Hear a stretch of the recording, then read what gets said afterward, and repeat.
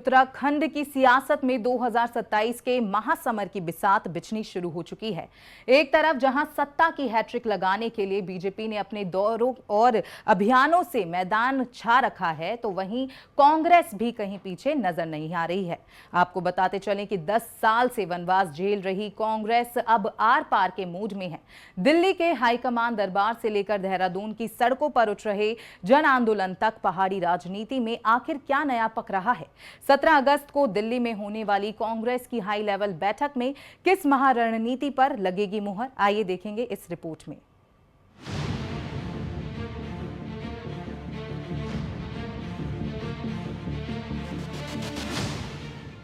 उत्तराखंड में 2027 का विधानसभा चुनाव अब दूर की कौड़ी नहीं रहा। बीजेपी और कांग्रेस दोनों ही दलों की तैयारियां जोरों पर हैं। बीजेपी जहां बूथ जीता तो चुनाव जीता के मूल मंत्र पर चलते हुए तिरंगा यात्राओं और बैठकों से कार्यकर्ताओं में जोश भर रही है, तो वहीं कांग्रेस भी पलटवार के लिए पूरी तरह कमर कस चुकी है। आगामी रणनीति, संगठनात्मक फेरबदल और राज्य में राष्ट्रीय दिग्गजों की रैलियों का खाका खींचने के लिए 17 अगस्त को दिल्ली में उत्तराखंड कांग्रेस की एक बेहद अहम और बड़ी बैठक होने जा रही है। बीजेपी का हर घर तिरंगा और बूथ सशक्तिकरण अभियान। 16 अगस्त को हल्द्वानी में कुमाऊं मंडल की बड़ी बैठक। 17 अगस्त को दिल्ली में प्रदेश कांग्रेस की हाई लेवल बैठक। 2027 में बीजेपी की नजर हैट्रिक पर। 10 साल का सूखा खत्म करने की कांग्रेस की कोशिश। दिल्ली में होने जा रही इस महाबैठक को लेकर कांग्रेस खेमे में खासा उत्साह है।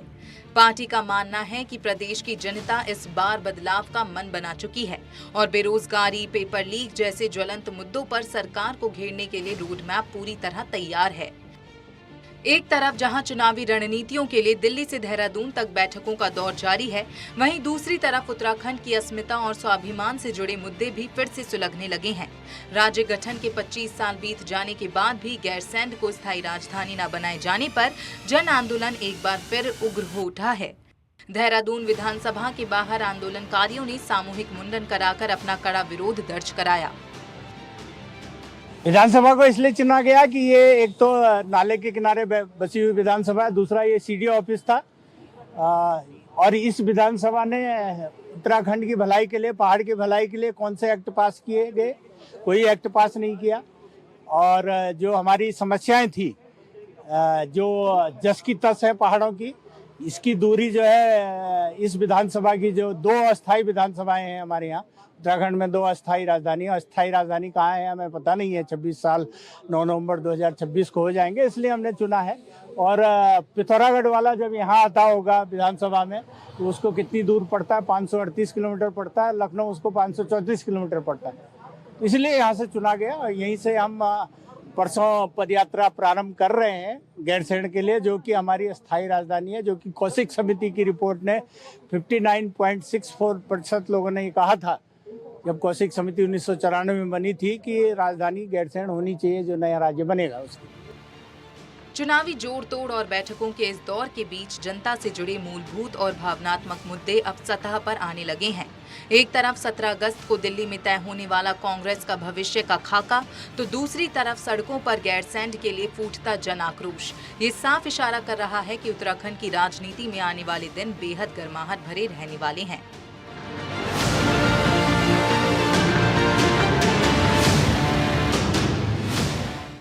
और इस खबर पर ज्यादा जानकारी के साथ हमारे सहयोगी उपेंद्र सिंह राणा हमारे साथ जुड़ चुके हैं। तो उपेंद्र, देखिए, क्योंकि 2027 विधानसभा चुनाव की जो बिसात है वो साफ तौर पर बिछ चुकी है। सत्ता पक्ष हो या विपक्ष हो, दोनों ही अपनी तैयारियों को और ज्यादा धार देने में लगी हुई हैं। बीजेपी हो, कांग्रेस हो, दोनों ही जो है तैयारियां जोर शोर से कर रही हैं। क्या कुछ जानकारी? देखिए, बिल्कुल, क्योंकि 2027 का विधानसभा चुनाव नजदीक है, ऐसे ही दोनों पार्टियां पूरी तैयारियों में जुटी हुई है। दोनों ही पार्टियां जीत का दावा जो है वो कर रही। एक तरफ भाजपा जहां तीसरी बार हैट्रिक लगाने को लेकर पूरी तैयारियों में जुटी हुई है और लगातार संगठन स्तर से लेकर बैठक जो है वो लगातार कर रही है। दूसरी ओर जो 10 साल का जो सूखा कांग्रेस के यहाँ देखने को मिल रहा है। उस सूखे को खत्म करने की कोशिश में कांग्रेस जो है वो जुटी हुई है और लगातार इस बार जो है जिस तरीके से फ्रंट फुट पर जो है बैटिंग करती हुई इस बार कांग्रेस नजर आ रही है। तो हर चुनाव में जिस तरीके से हमने देखा था कि एक गलतियां जिस तरीके से जो कांग्रेस करती थी कि उनके जो बड़े लीडर्स थे वो उत्तराखंड दौरा नहीं करते थे, लेकिन इस बार ये खासतौर पर देखा जा रहा है कि उनके जो बड़े लीडर्स हैं उनके दौरे लगातार यहाँ पर हो रहे हैं और लगातार जिस तरीके से वो सरकार को घेरने का काम जो है वो कर रही है।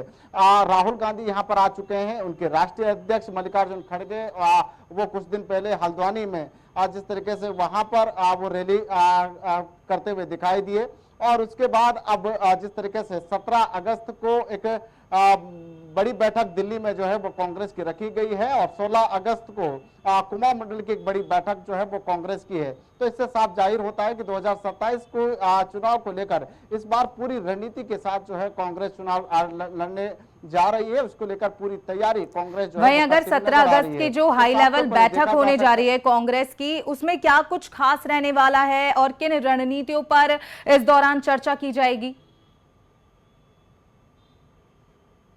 देखिए बिल्कुल जिस तरीके से जो बड़ी बैठक कांग्रेस की जो है वो 17 अगस्त को दिल्ली में होनी है, उसमें पूरी रणनीति जो है वो बनाई जाएगी कि आगामी दिनों में किस तरीके से सरकार को घेरा जाएगा, किस तरीके से जनता के बीच जो है वो जाएगा, कौन से ऐसे मुद्दे होंगे जिनको जनता के बीच जो है वो रखा जाएगा। जिस तरीके से पेपर लीक हो, बेरोजगारी का मुद्दा हो, तमाम इन मुद्दों को लेकर जो है कांग्रेस पहले ही मुखर होकर जो है वो जनता के बीच जा रही है, इन मुद्दों को जो है वो उठा रही है। ऐसे में कई अन्य रणनीति जो है वो कांग्रेस बनाएगी कि किस तरीके से जो है वो चुनाव लड़ा जाएगा, किस तरीके से आगे टीम, जिस तरीके से नई कार्यकारिणी जो बनाई गई है उनको किस तरीके से जिम्मेदारी जो है वो दी जाएगी। उन तमाम चीजों को लेकर जो है बैठक में रणनीति जो है वो बनाई जाएगी। साथ ही जिस तरीके से कुमाऊं और गढ़वाल का जो एक समीकरण जो प्रदेश में जो चलता है, जातिवाद से लेकर तमाम उन तमाम समीकरणों को देखते हुए पूरी रणनीति जो है वो तैयार जो है वो की जाएगी। तो इससे साफ तौर पर कहा जा सकता है कि पूरी रणनीति के साथ जो है इस बार कांग्रेस चुनाव लड़ रही है, क्योंकि पिछले आज से 2022 के और 2017 के चुनाव की अगर बात की जाए तो उस तरीके से फ्रंट फुट पर जो है कांग्रेस चुनाव लड़ती हुई नजर नहीं आ रही थी, लेकिन इस बार पूरी रणनीति जो है वो कांग्रेस की है। तमाम बड़े लीडर्स यहाँ पर आ रहे हैं, लगातार बैठकें कर रहे हैं, जनसभाओं को संबोधित कर रहे हैं और इस बार आने वाले आगामी दिनों में यह भी माना जा रहा है कि प्रियंका गांधी का दौरा भी उत्तराखंड में हो सकता है। उसको लेकर भी बातचीत और चर्चा जो है वो कांग्रेस के अंदर चल रही है कि जल्द ही उनका भी एक दौरा जो है वो यहाँ पर होगा, वो भी जनसभा को संबोधित करते हुए नजर आएंगे। और इससे साफ तौर पर यह लगता है कि गढ़वाल में ही एक दौरा जो है प्रियंका गांधी का हो सकता है, उसको लेकर पूरी तैयारी कांग्रेस जो है वो कर रही है। हालांकि अभी जो 17 अगस्त को जो बैठक है और जो कुमाऊं मंडल में एक जो बड़ी बैठक होनी है उसको लेकर पूरी तैयारी जो है संगठन स्तर पर कांग्रेस की जो है वो चल रही है। दूसरी ओर अगर भाजपा की अगर बात की जाए तो भाजपा के सामने भी चुनौती काफी बड़ी जो है वो नजर आ रही है। दिल्ली में जंतर मंतर में जिस तरीके से जो छात्रों का आंदोलन हुआ और उसके बाद जो जैनजी आज लगातार जो विरोध सरकार का कर रही है, उसके बाद उत्तराखंड में भी इसी तरीके का असर जैनजियों का देखने को मिला, तो उससे जो है 2027 का समीकरण थोड़ा सा बदला हुआ जो है वो नजर आ सकता है, क्योंकि दोनों ही पार्टियां इस चीज पर जो है फोकस कर रही है कि आखिर जैनजियों का वोट जो है किसे पड़ने वाला है। तो ऐसे में लगातार मुख्यमंत्री जो है वो छात्रों से संवाद जो है वो कर रहे हैं, उनके लगातार कार्यक्रम हो रहे हैं, छात्रों से संवाद कर रहे हैं। सीएम आवास में भी उन्होंने कई कार्यक्रम किए, उससे पहले भी छात्रों से संवाद किया और भाजपा भी संगठन स्तर पर जो है छात्रों से संवाद करने को लेकर पूरी तैयारी जो है वो कर रही है। तो माना यह जा रहा है कि जैन जी जो वोटर्स हैं, जो नए वोटर्स हैं, वो जो है 2027 का समीकरण जो है वो बदल सकते हैं। तो इसको लेकर भी भाजपा पूरी तैयारी जो है वो करती हुई नजर आ रही है, क्योंकि आने वाले 2027 के विधानसभा चुनाव में ये पूरी रणनीति जो है वो बदल सकती है, समीकरण जो है वही उपेंद्र देखिए, क्योंकि अगर दोनों ही पार्टी का अगर हम बात करें तो दोनों का ही फोकस युवाओं पर खास तौर पर देखने को मिल रहा है। लेकिन वहीं एक मुद्दा उठ रहा है पूरे उत्तराखंड में, गैरसैंण को स्थायी राजधानी बनाने का जो मुद्दा है, इसको लेकर प्रदेश भर में जो है प्रदर्शन भी साफ तौर पर देखने को मिल रहे हैं। तो क्या इन प्रदर्शन अगर ये आगे भी लगातार जारी रहे तो इनका कहीं ना कहीं खामियाजा बीजेपी को भुगतना पड़ेगा? देखिए इस पे साफ तौर पर ये देखा जा सकता है कि एक और जहां भाजपा ने हालांकि आप जो है उसको स्थायी राजधानी तो नहीं बना पाए, लेकिन ग्रीष्मकालीन राजधानी जो है उसको बना दिया गया है। और उसके बाद आज जिस तरीके से जो सामूहिक मुंडन देहरादून विधानसभा के बाहर गैरसैंण समिति के द्वारा जो है वो किया गया, और उनका ये साफ तौर पर कहना है कि अभी 15 अगस्त के बाद जो है पद यात्रा चलेगी और इसके बाद सरकार से जो है मांग की जाएगी कि जल्द से जल्द गैरसैंण को जो है वो स्थायी राजधानी जो है वो घोषित की जाए। इसको लेकर पूरी जो रणनीति जो है वो बनाई जाएगी। और दोनों ही पार्टियां ये दावा कर रही है कि उनकी सरकार आने पर जो है गैरसैंण को राजधानी जो है स्थायी बना दी जाएगी। हालांकि भाजपा का ये कहना है कि हमने पहले ही अपना जो है जिस तरीके से स्थायी राजधानी बना दी है और हम आने वाले समय में अगर लगेगा तो उसको जो है पूर्ण स्थायी राजधानी जो है गैरसैंण को जो है बना देंगे। लेकिन जिस तरीके से कांग्रेस का ये दावा कर रही है कि आने वाले 2027 के विधानसभा चुनाव जीतने के बाद जो है सबसे पहला फोकस जो है गैरसैंण को स्थायी राजधानी बनाने की होगी, तो साफ तौर पर ये देखा जा सकता है कि हालांकि चुनाव के समय पर जो है बड़े बड़े दावे जो है वो जरूर पार्टियां कर रही है, लेकिन हकीकत यह है कि 25 साल जो है राज्यों को बने हुए पूरे हो चुके हैं, लेकिन अभी तक उत्तराखंड को स्थायी राजधानी नहीं मिल पाई। और अभी जो जिस तरीके से तमाम आंदोलन जो है गैरसैंण इसको स्थायी राजधानी बनाने को लेकर जो है वो हो रहा है, और ये कई सालों से जो है इस तरीके से चल रहा है। और इसके पहले भी कई बार जो है इस तरीके के आंदोलन जो है गैरसैंण स्थायी राजधानी को लेकर हो चुके हैं, और आज भी सामूहिक मुंडन के चलते जिस तरीके से बहिष्कार किया गया और तमाम सरकारों पर जो है जिस तरीके से सवाल खड़े किए गए, तो अभी ये माना जा रहा है कि हालांकि इस मुद्दे पर जो है भले ही दोनों ही पार्टियां दावा जरूर कर रही है, लेकिन अभी इस पर जो है कोई ठोस कदम जो है कोई भी पार्टी जो है वो उठाना नहीं चाहती। वहीं अगर उपेंद्र बात की जाए तो आज राज्यसभा में एक मुद्दा उठा था उत्तराखंड को लेकर, क्योंकि उत्तराखंड में जब हल्द्वानी में कांग्रेस की रैली निकाली गई थी, तो जब मल्लिकार्जुन खड़गे ने रैली निकाली थी तो उसके बाद जो हिंदू संगठन है उन्होंने उस रैली का जो वो मैदान था उसमें शुद्धिकरण हवन करवाया था। तो इसका क्या, लेकिन साफ तौर पर बीजेपी ने इसको कंडेम भी किया है, जेपी नड्डा ने साफ तौर पर इसको कंडेम करा है इस कृत्य को, लेकिन क्या इसका खामियाजा किसी भी तरह से बीजेपी को उठाना पड़ेगा, या फिर आगे का जो ये पूरा कृत्य रहा है वो आगे की रणनीति में और आगे के चुनाव में क्या कुछ पोजीशन बनाएगा?